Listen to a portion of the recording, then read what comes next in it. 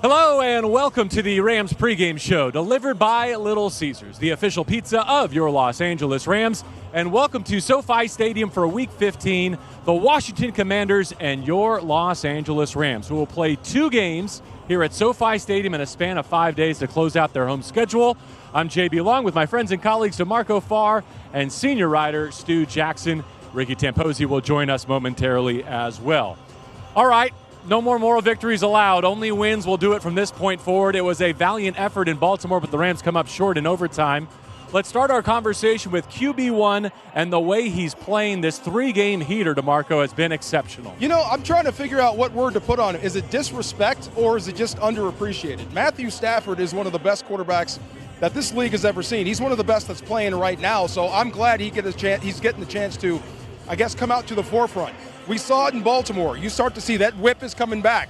That attention to detail is coming back. The offense is starting to kick around him. So, look, Matthew Stafford leading this football team is what we thought was going to take for this team to be a playoff team. To get past Washington today, he's going to have to be special. Washington has allowed 30 or more points on defense 8 times this year. Their last 2 opponents, too, have scored 45 against them.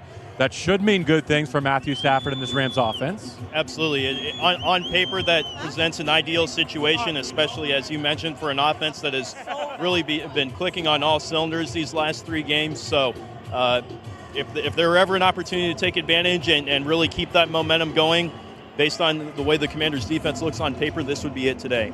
Of course, Puka Nacua having a Pro Bowl-worthy season as a rookie. Cooper Kupp looking healthier with each week. His last 2 games have been productive. He's found the end zone in each of them.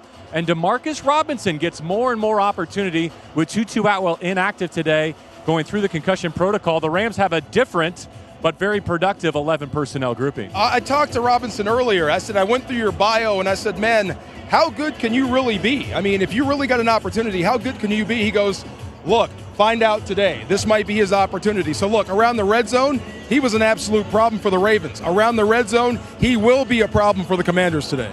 The acrobatic catches he made were just unbelievable in that last game, especially. Over the last couple of games, he's become someone who's really a trustworthy target for Matthew Stafford in this Rams passing offense. So someone you really want to count on and hope pulls through today. I think we've seen glimpses of it, drives of it maybe, but not a full game of Puka and Cooper at their best. Might today be that day where they both go off? I hope so. Commanders. I hope so. Who's the number 1 receiver, Puka or Cooper? It doesn't matter. Let's hope that's a debate at the end of today. I don't mind picking second. It does not matter. They're both good. But, man, does Puka Nacua like to bring the drama? He really does. He brings the drama, brings the intensity, and Cooper Kupp starting to round into form.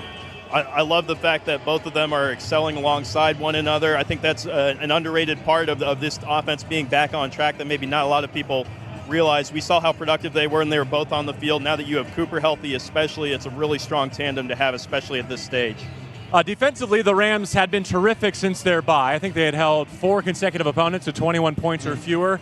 Baltimore's a different animal. The conditions were bad. The quarterback was excellent. The receivers were dynamic.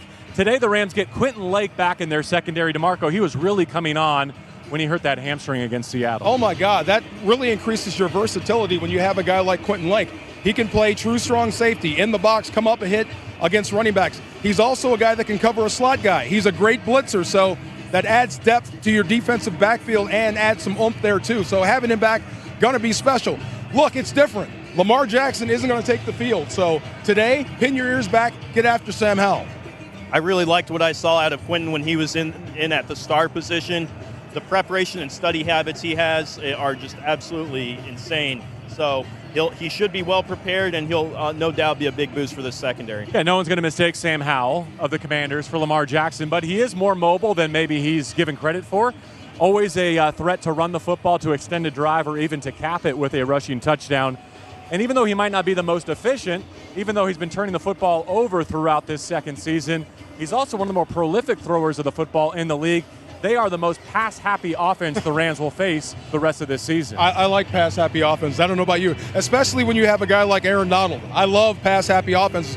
We'll see if that holds up today, because I like their offensive line, but I don't think they're AD-proof. I really don't. So Sam Howell should be running for his life today. I was worried that Aaron pulled a groin yesterday during walkthrough, salivating over the opportunity here today. He is good to go today. Went through a pregame warm-up. despite that concern? Yes, sir. All right, so that's good news. And I think for a Rams defense that's played better than its statistics, might this be an opportunity to get a few takeaways, to score on defense for the third consecutive game, to score on defense with a pick six for the first time this year? We'll see if the game circumstances allow them to really shine. Absolutely. I think that it's a game that the secondary is going to have to be on its P's and Q's because of, like you mentioned, just how much this Commanders team likes to pass the ball and some of the playmakers that Sam Howell has around him.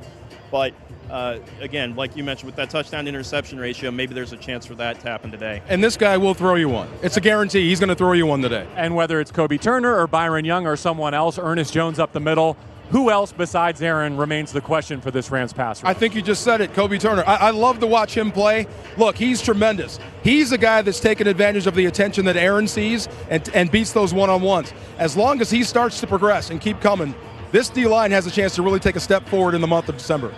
We always thrive with the attention that Ricky Hollywood commands from our sideline. It is time for Ricky's Rundown Week 15 edition. Thanks, guys. Yeah, today is our Inspire Change game, which is going to be so exciting. We have girls flag football playing at halftime. We'll be honoring some of our Rams playmakers. Kyron Williams, we've already alluded to it, but he is giving this offense such a boost, averaging 110 scrimmage yards per game, the third most in the NFL. And lastly, Aaron Donald, still bringing that pressure. So excited to hear that he is raring and ready to go today. He has 56 pressures, which is the most for a defensive tackle, and also he leads the team with 21 QB hits and 13 tackles for loss. So let's just let him have a day, shall we? All right, Erica Tamposi from our sideline here on the Rams pregame show, delivered by Little Caesars. You do post-game interviews, right? I dare you to go to Aaron and talk about pressures. I dare you. Go talk about pressures with Aaron. Don't want to hear it. He wants to hear about sacks. I love it. All right, our next topic is the pressure of a playoff push. Big one yesterday. Thank you to the Cincinnati Bengals for knocking off the Minnesota Vikings in overtime. I was looking up at scores while Ricky was chatting. The Saints are leading at home against the Giants. Baker Mayfield and the Buccaneers doubling up the Packers at Lambeau. That could be a big one, too. Here come 2 games in 5 days that could really dictate the Rams' postseason fate. Can you go 2-0 to close out your home schedule? Is there a hotel in the building? Can we just stay here? Can we just do our... Between now and Thursday night? Why go home? Let's just stay here. 2 games in 5 days. Why not? But, yeah, you got to get this one. You got to take care of this. And think about it, right? The Commanders are in a bad situation. You know what's coming. You saw what happened with the Chargers, right? If you jump on them early, same thing could happen here. So, look, it's imperative on the Rams to go out and really take it to the Commanders early and see if they really want to play football today and see if they really want to worry about draft position or winning this football game right now. Well, again, 2 home games back-to-back in 5 days. Important to take advantage of that homestand for playoff positioning and playoff purposes, that push. But also, the Giants have proven that they're not going toward the end of this season quietly. They'll be a tough matchup. And then obviously got the Niners at the end of the season as well. So, between those matchups especially and knowing what may lie ahead, got to get both of these over the next 5 days. You're referencing 63 as the number to watch today? Absolutely. How'd you know? You can read my mind now. Is it right there? Wow. You dropped it, not me. But if the Rams can get to the postseason, what a testament that would be to Sean McVay and the coaching staff he's assembled for this 2023 season. Where do you think this ranks among his best jobs as a Ram? You know what? You talked about McVay and building teams. Look, you either get a better driver for a fast car or you build the car yourself. I think this is more build the car yourself. So I think he's having more fun this season. It's been challenging. It's been tough. It's been hard. When you lose games, you should win. But I think he's having more fun building this team up versus taking that fast car to the Super Bowl. I think it's been a really invigorating challenge with him for him, DeMarco. I agree. There a lot of the external narrative and expectations surrounding this team with the roster turnover in the offseason, how young it was going to be. He's really, I think, maximized as much as he possibly can out of this roster with the way it's currently constructed, and it's been impressive. And, of course, facing the franchise that helped raise him, the Washington Commanders. One quick note on special teams. LA does have a new long snapper today, Carson Tinker, stepping in for an injury replacement, and Lucas Haversick coming off his best game as a Ram.